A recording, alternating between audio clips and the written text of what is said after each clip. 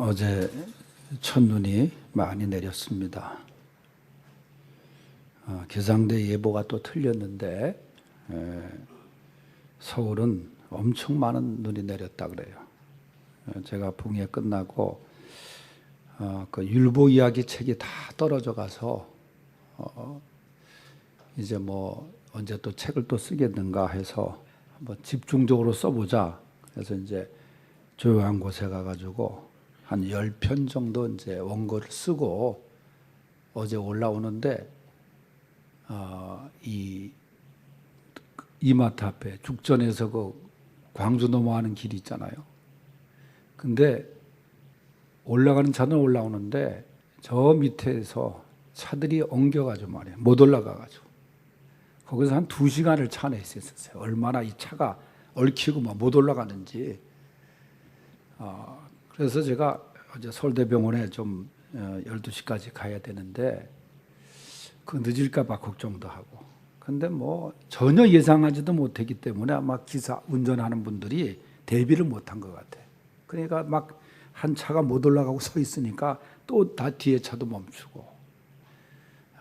참 그 자연 그 정도 눈이 내렸는데 차들이 다 더군다나 이 타이탄 트럭 같은 건 뭐 가지도 못하더라고요. 참 근데 또 이렇게 또 날씨가 푹해지고. 우리나라는 이 사계절이 분명한 나라이기 때문에 그게 하나님의 축복이라고 생각해요. 1년 내내 더운 나라도 있고 눈 구경 못하는 나라도 있고 또 1년 내내 추운 나라도 얼마나 많아요. 그래서 이 사계절이 반복되면서 거기에 따른 준비를 하고 대비를 하고. 그래서 겨울이 오면 특별히 우리가 옛날에는 김장부터 했잖아요. 월동 준비하면 김장. 그래서 김장도 뭐 얼마나 많이 했는지 몰라요. 그리고 뭐 이제 문풍지를 또 달고 말이죠. 또 뭐 자동차는 또 부동액도 넣어야 되고 또 여러 가지로 겨울 되면은 준비하는 것들이 있어요. 어느 책에 보니까 인생도 사계절이 있지 않는가 그런 얘기를 합니다. 봄과 같은 어린 시절이 있고 여름과 같은 왕성한 생명력을 자랑하는 청년 시절이 있고 또 가을과 같은 계절, 결실을 맺고 뿌리고 가꾼 대로 수확을 거두는 작년 계절이 있고 또 이제 조용히 보내는 그런 겨울과 같은 노년의 계절이 있고 그렇게 설명한 글도 있어요. 오늘 본문 21절 말씀에 보면은 너는 겨울 전에 어서 오라 그랬어요. 너는 겨울 전에 어서 오라. 이 말씀은 사도 바울이 감옥에서 이제 겨울을 앞에 두고 겨울이 닥쳐오는데 믿음의 아들 디모데에게 디모데야 너 이 겨울이 오기 전에 추워지기 전에 좀 나한테 와다오 그런 얘기입니다. 그런데 단순히 추워서 겨울이 추워서 그 전에 오라고 그랬을까? 여기에는 바울의 깊은 뜻이 있습니다. 오늘 그 말씀을 중심으로 생각해 봅니다. 첫째는 사도 바울은 사랑하는 사람을 겨울 전에 보고 싶어 했습니다. 본문의 사도 바울은 두 번째로 로마의 감옥에 갇힌 상황에서 이 편지를 씁니다. 자주 말씀드렸지만은 사도 바울과 감옥은 아주 친숙한 관계예요. 그래서 복음을 전하다가 감옥에 가고 억울하게 감옥에 가고 그래서 바울의 서신 중에는 옥중서신이라는 것이 있어요. 감옥 안에서 쓴 편지다. 그래서 바울은 감옥이 익숙해요. 전도여행을 다니면서 바울이 먼저 찾았던 것은 성전보다도 감옥이 어디 있는가 찾았다 그래요. 왜냐하면 감옥에 자주 갔으니까. 빌립보서 같은 것은 감옥에서 정말 쓴 은혜로운 성경이에요. 그런데 사도 바울도 이제는 자기 앞을 내다보니까 사도 바울이 이제 내가 주님 앞에 갈 때가 되었다. 6절의 말씀에 보면은 전제와 같이 내가 벌써 부어지고 나의 떠날 시각이 가까웠도다. 이 말이 그 말입니다. 로마에 가면은 사도 바울이 갇혔던 감옥, 그 감옥인지는 모르지만 그 당시 형태의 감옥이 보존되어 있는 곳이 있어요. 바울의 무덤 옆에 바로 감옥이 있는데 그 감옥에 들어가 보니까 문이 조그마한 창 하나가 있어요. 그 창 밖으로 보면은 성도들이 사자의 밥이 되고 로마 황제의 그 기독교 박해 속에서 순교를 당하는 그 모습을 지켜보았던 창문이라고 해요. 그러니까 사도 바울이 그 창문을 내다보면서 나도 이제 주님께 갈 시간이 다 되었구나, 그 말이에요. 그러면서 그가 이런 7절의 고백을 이어갑니다. 나는 선한 싸움을 싸우고 나의 달려갈 길을 마치고 믿음을 지켰노라. 여러분, 이렇게 고백할 수 있었던 바울, 나는 믿음의 선한 싸움을 싸웠다는 거예요. 마귀와 싸워서 승리하고 나의 달려갈 길, 주어진 길을 다 달려가고 끝까지 믿음을 지켰으니 나를 위해서 의의 면류관이 예비되었노라. 이게 바울의 생애 결론입니다. 여러분, 얼마나 멋있는 고백입니까? 우리도 사도 바울처럼 우리의 생애를 마칠 때 이런 말을 할 수 있기를 바랍니다. 여러분, 바울은 주님을 따르면서 주님을 섬기면서 비겁하게 피해 다니거나 어쩔 수 없이 불가피해서 일한 사람이 아니었어요. 그는 자기에게 주어진 사명을 다해서 믿음의 선한 싸움을 적극적으로 싸웠습니다. 믿음을 지키고 믿음의 경주자로서 달려갈 길을 잘 달려갔다는 거예요. 물론 그도 때로는 무너지기도 하고 실패하기도 하고 했어요. 히브리서 12장에 나오는 믿음의 경주에 보면은 많은 믿음의 영웅들도 성공도 했지만은 무너지는 경우도 얼마나 많았습니까? 그러나 결론은 뭐냐? 끝까지 믿음의 경주를 마쳤다는 거예요. 그러면서 사도 바울은 회상을 합니다. 내가 지금까지 살아오면서 만났던 사람들의 이름을 기억하면서 이름을 하나하나 열거합니다. 그게 제일 먼저 등장하는 사람이 9절에 너는 바로 디모데를 말하는 거예요. 디모데는 믿음의 아들이라고 불리울 정도로 사도 바울이 아주 애정을 갖고 돌보던 사람이에요. 그래서 사도 바울의 후계자라고도 할 수 있어요. 사도 바울이 이 말을 할 때 약 70세로 추측을 합니다. 그는 순교를 앞에 놔두고 바울의 디모데에게 겨울이 오기 전에 내게 어서 와다오. 지중해는 겨울이 되면은 항해하기가 어려웠기 때문에 겨울 전에 오라는 말씀도 되지만은 바울이 죽기 전에 내가 너를 보고 싶노라. 나는 이제 떠날 때가 됐다. 나는 피를 붓는 제사, 이 관제와 같이 내가 이미 주의 제단에 드려지고, 여러분, 사도 바울이 이 말을 할 때에 보고 싶은 사람도 있었을 거예요. 그러지 않아요? 보고 싶은 사람, 그게 사랑하고 싶은 사람, 사랑을 끝까지 주고 싶은 사람, 바로 디모데가 먼저 떠올랐습니다. 임종을 앞둔 부모가 왜 안 오냐 하고 부르는 그런 자식들이 있어요. 보고 싶기 때문에, 마지막 보고 싶기 때문에 사도 바울도 디모데가 보고 싶은 거예요. 그러면서 디모데가 그렇게 먼저 등장하고 10절에는 데마라는 사람이 등장합니다. 데마는 그런데 불행하게도 이 세상을 사랑하여 나를 버리고 가노라. 같이 있었던 데마가 떠났다는 거예요. 계속 그레스게도 갔고 디도는 달마데로 갔고, 그리고 11절에 보면 누가만 나와 함께 있느니라. 끝까지 사도 바울 곁에서 지켰던 누가라는 사람은 의사입니다. 바울의 건강을 위해서 곁에 있으면서 밤낮으로 보살핀 사람이에요. 누가를 말합니다. 데마가 갔지만은, 그리고 그레스게가 갔지만은, 디도가 갔지만은 사도 바울은 그들을 향한 사랑과 애정은 간직하고 있었던 거예요. 그러면서 등장하는 사람이 누가를 얘기한 다음에 디모데야, 네가 올 때 마가를 데리고 와다오. 그가 나의 일에 유익하니라. 그런 말을 해요. 이 마가라는 사람을 데려와 달라는 이유가 있습니다.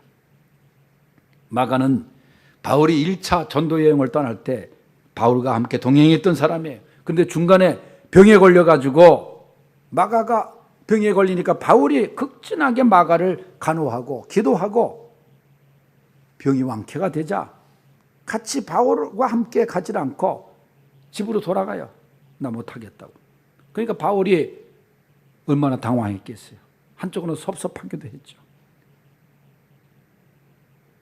그런데 그 이후에 이제 마가를 만났더니 2차 전도 여행을 떠날 때 마가가 다시 찾아와서 바울에게 나를 꼭 데리고 달라고 데려가 달라고 말해요.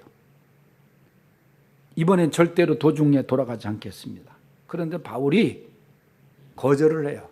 안 된다. 그러니까 마가의 마음이 얼마나 안 좋았겠어요. 그런데 바울이 겨울이 다가오자 그 마가라는 사람이 생각난 거예요. 내가 언젠가 마가에게 상처를 줬던 것 같다. 내가 그때 데려가야 되는데 거절하지 않았는가. 그러면서 바울은 하나님 앞에 가기 전에 내가 마가의 마음에 상처를 줬는데 마가를 불러서 내가 용서를 구하고 그를 위로하고 그러기 위해서 디모데에게 마가를 꼭 데려와다오. 그렇게 얘기한 거예요. 여러분 혹시 나에게 겨울이 닥친다고 하면은 혹시 내가 만나야 될 사람, 내가 찾아서 용서를 구하고 용서해 주고 서로의 잘못을 가리키기 전에 내가 마음을 아프게 한 사실이 있다고 하면은 내가 화해하고 용서해 주고 할 사람이 없는가 생각해 보세요. 사도 바울은 인생의 계절에 가을이 왔을 때 그런 걸 생각한 사람이에요. 내가 다 털어야지. 내가 다 용서해야지. 그래서 마가를 생각한 거예요. 내가 섭섭하면 반드시 상대에게도 상처가 있는 거예요. 내 가슴만 생각하지 말고 상대의 아픔도 헤아릴 수 있어야 됩니다. 바울은 그렇게 마가와의 관계를 회복하는 것이 겨울이 오기 전에 하고 싶었던 일이에요. 여러분, 겨울이 오기 전에 사랑해야 됩니다. 13절에 보면은 사도 바울은 인간적인 모습을 또 보입니다. 디모데야, 네가 올 때 내가 들어와 가보의 집에 둔 겉옷을 가지고 오라. 아마 자신이 입고 있는 옷이 겨울 옷이 아니었던 것 같아요. 그러니까 자기가 입고 있었던 겉옷, 그 겉옷을 좀 가지고 와다오. 이게 인간적인 바울의 모습 아니에요. 점점 추워지는 것을 느끼면서 이런 추운 겨울을 나기 위해서 내가 두고 온 겉옷을 가지고 오라. 늙은 노사도의 인간적인 모습이기도 합니다. 오늘 바울의 이 말씀, 그저 내가 끝까지 사랑을 베풀어야 되는데, 그래서 그 사람들을 쭉 기억하면서 기도하고 그 다음에 데리고 오라. 보고 싶어.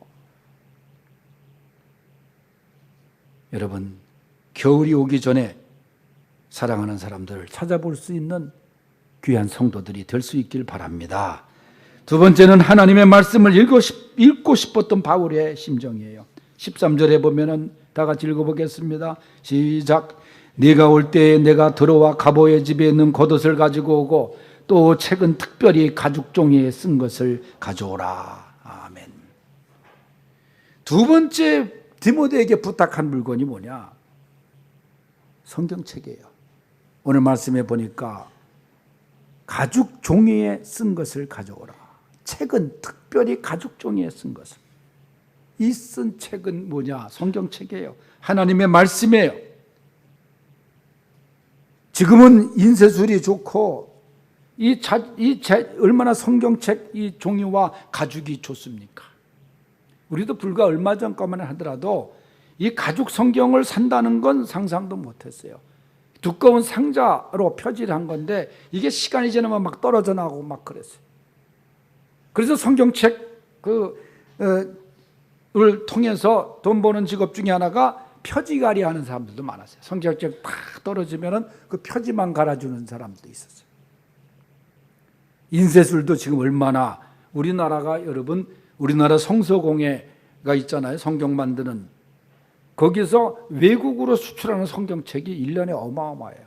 인쇄술이 좋으니까 종이도 좋고 그러니까 지금은 이렇게 좋은 성경책을 갖고 있는데 옛날에는 주로 두루마리, 가죽 두루마리에다가 성경을 기록했어요. 그러니까 그거 갖고 다니기가 얼마나 불편했습니까? 그래서 그 두루마리 성경책을 아는 집에다 맡겨놓고 오기도 하고. 그런데 바울이 드로아에 살고 있는 가보의 집에 성경책을 맡겨놓고 온 거예요. 자기가 보던 성경책. 그게 생각난 거예요.